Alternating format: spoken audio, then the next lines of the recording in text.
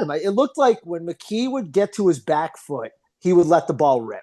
I would say that's fair. I think that what you saw with McKee is what he is. His game is built on timing and rhythm. And you saw that pretty much immediately. I mean, this is what he is. And he has a sense of where to go with the football. He hit his back foot. He turned it loose. I could mention specific plays if you like, but you know, the check down thing is not a negative, especially depending on the down and distance. If it's 1st and 10 and you drop back and hit your back foot and you feel like, hey, it's not there, you know what? If you check it down and get 7 yards and it's 2nd and 3, that's not a bad thing. So, you know, this leads to a discussion of what's better or worse as a quarterback. I mean, coaches like when a quarterback hits his back foot and delivers the ball. And then his best throw was, which was this great snapshot of what McKee is, was when he hit Dotson for 19 yards on 3rd and 15. I mean, that, yeah, I stopped that many times. He turned that ball loose way before Dotson even got into his break. This is more a conversation about quarterback play than, we know that Tanner McKee's not going to be the quarterback if Jalen Hurts is fine. We know that. So we're not sitting here saying that, oh, Tanner McKee should be the starter this weekend. That's not the point. It's a larger discussion about quarterback play. Play action boot, both under center and pistol, was a featured part of the game plan, and they did a ton of pre-snap movement. 25 of his 43 dropbacks featured either shifts or motions. So they did a ton of movement, which you don't see them do that much with Jalen Hurts. So clearly, they the quarterback's got to feel comfortable with that. Again, this is not a judgmental statement. Mm-hmm. Not feeling comfortable with movement doesn't mean you're a bad quarterback. Peyton Manning didn't feel comfortable with movement. Jalen Hurts doesn't feel as comfortable with movement as some other quarterbacks. Like I said, it's not a judgment. We're not saying one is better than the other, but McKee is obviously very comfortable with it. They knew that. They've been around him for 2 years. So that was a major part of their offense. How much has Green Bay's offense changed since this game? That's the Dramatically, question. because they didn't know what their offense was going to be because of Josh Jacobs. So they obviously had a sense of what it was going to be, but you don't know that till you play the games. They're a run-first football team. In fact, we did today in our matchup room, because obviously we were preparing for the playoffs, and I'm just going to get the numbers because I have them in my notes. Just give me a minute here, somewhere along the line. The league has become, in many ways, much more of a running league, by the way. So now you're seeing teams that run the ball a lot more, particularly on first down. So here you go. The Eagles lead the NFL with 67% of their first down plays are called runs. The Packers are second at 63%. Wow. So Oh. you're now dealing with a team, the Packers, that week one, the Packers weren't sure what they were. And now they are sure what they are because of Josh Jacobs. What do you think is the number one key to the game? Like the most important thing for the Eagles to win this game? To me, because of the way both teams want to play, I think who can control, and this is a very general thing, because like I said, I don't want to go into the weeds. I think who can control the pace and tempo of the game, and that's where the run game comes in. Because, the Eagles, here's another stat that's overlooked, and it's so, so important. The Eagles defense have played among the fewest snaps defensively of any team in the league.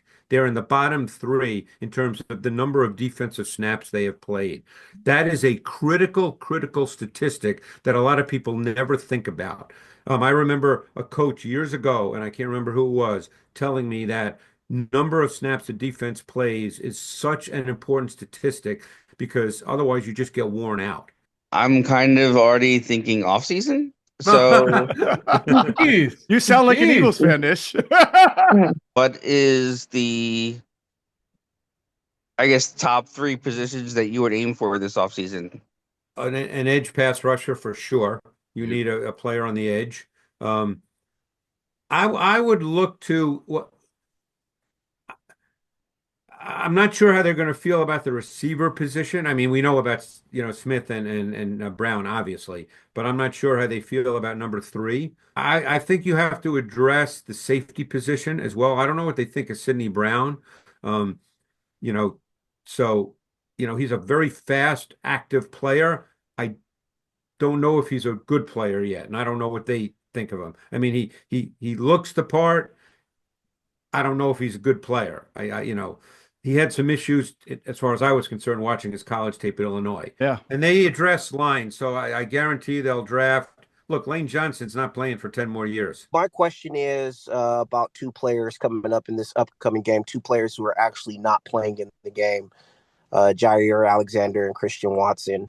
Yeah. My question is for you is if you're Kellen Moore and you're Big Fangio, how does that kind of change your approach? That's a hard question to answer because, Watson certainly doesn't play every snap, but obviously he's the one guy.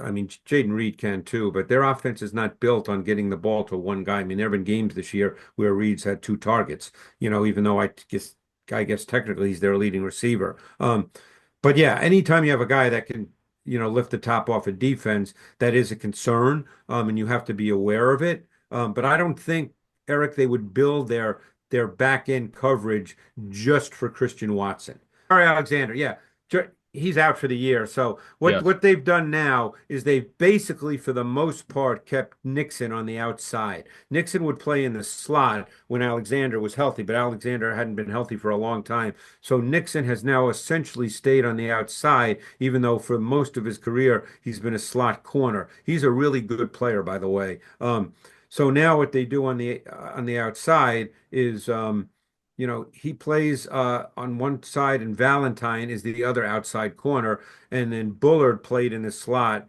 this past week. I don't know who's coming back injured. This past week they played another rookie at safety when they went nickel, Oladapo from Oregon State.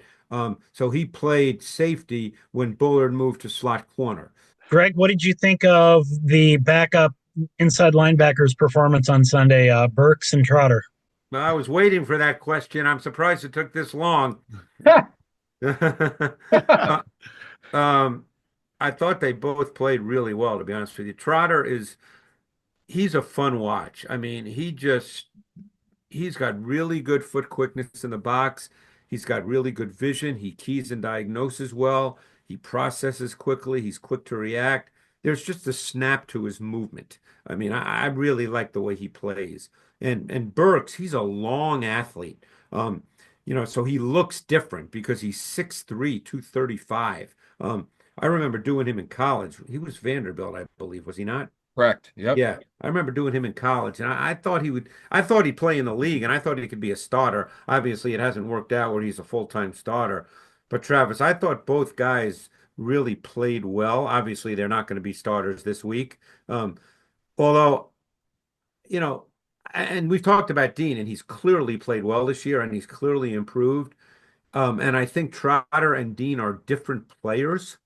So, they're not going to make a change, obviously, certainly not for this playoff game. How has their defense, Green Bay's defense, evolved throughout the season? What are they mostly playing, and how do you see that matching up against the Eagles and how they'll attack it?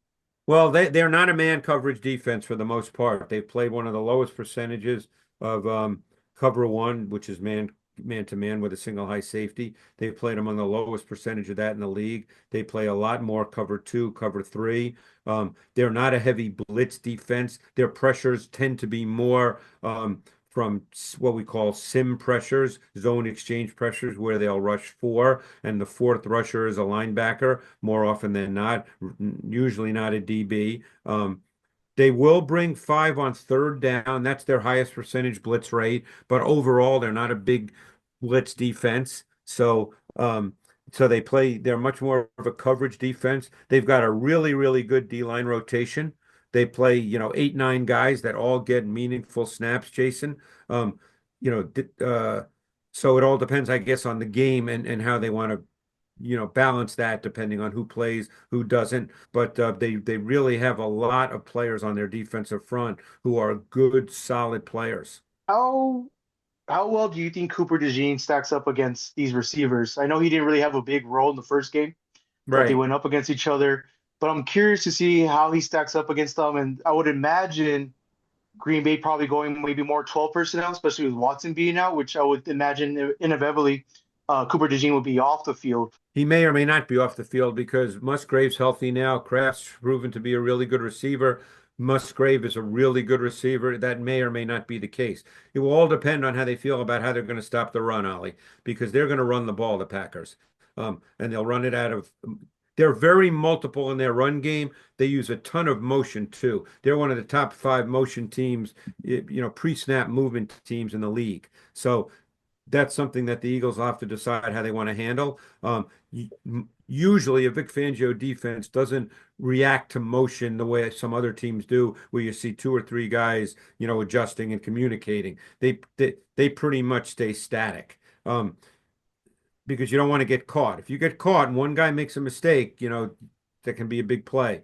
But the Packers are very multiple with their what we call receiver distribution and location. They don't just line up receivers in the same spots. So, it's very possible. I mean, someone like Dobbs, he'll line up outside, he'll line up in the slot. Reed's their number 1 motion guy. He's all over. Same with Wicks. That's one thing they do really, really well. It's not like they have an X and there's the X and he's going to be the X all the time. They don't play like that.